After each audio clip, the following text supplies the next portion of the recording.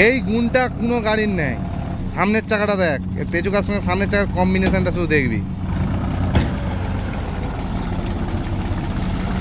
আজ পর্যন্ত কোনো গাড়ির আমি এই কম্বিনেশনটা দেখতে পাই।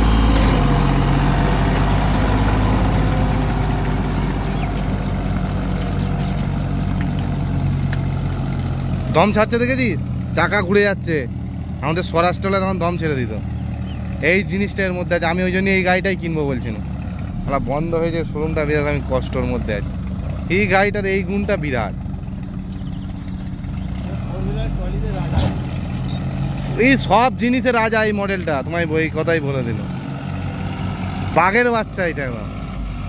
আমাদের এই স্বরাজ গাড়িটা আমাদের কেনার কথা নয়, স্বরাজ আমাদের এই গাড়ি কেনার কথা, কিন্তু এই গাড়ি তখন পেলাম না বলে আবার ওইটা নিয়ে চলে আসতে হলো। খুব এমার্জেন্সি সিচুয়েশন হয়ে গেছিলো।